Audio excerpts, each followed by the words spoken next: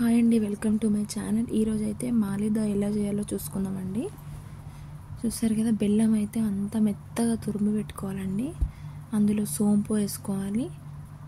ఇది గగరపత్తి ఆకు అంటారండి దీన్ని. తర్వాత చపాతీ అయితే వేసుకోవాలి. నేను ముందే చేసి పెట్టుకున్నాను.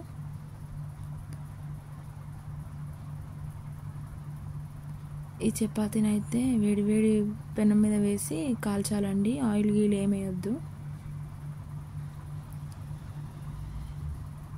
చూసారు కదా, అలా వెంబడే కాల్చుకోవాలి.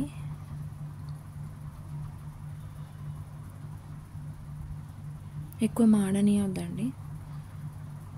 తర్వాత ఇవి వేడి వేడి చపాతీలే వెంబడెంబడే చించేసుకోవాలండి. వేడి వేడి పైన చేసుకుంటేనే అది రౌండ్గా షేప్ అవుతుంది. చల్లగా అయిపోయినాక వేస్తే బెల్లము ఏంటంటే గట్టిగానే ఉంటుంది, పాకంగా రాదు.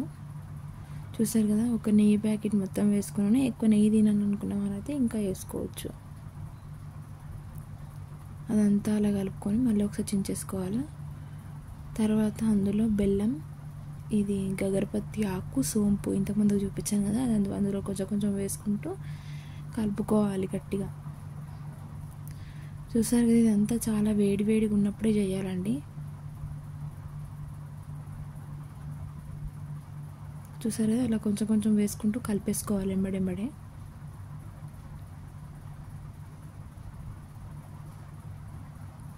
కలుపుకున్నాక ఇలా రౌండ్గా లడ్డూలాగా అయితే చేసుకోవాలండి.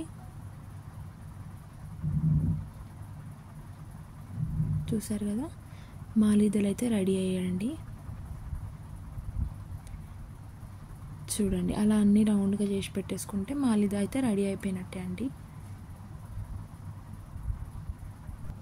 చూసారు కదా, ఇప్పుడు చేసుకున్న మాలిదా అయితే రెడీ అయిపోయిందండి.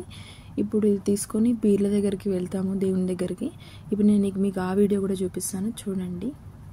ఈ వీడియో మొత్తం మీకు నచ్చినట్టయితే లైక్ చేయండి, షేర్ చేయండి, సబ్స్క్రైబ్ చేయండి. చూసారు కదా, చాలామంది అయితే ఉన్నారండి. వీడియో తీయడానికి అయితే కాలేదు, కొంచెం అయితే తీసాను. చూడండి, మీ దగ్గర పీర్ల పండుగ ఎలా జరుపుకుంటారో కామెంట్ అయితే చేయండి. Thank you.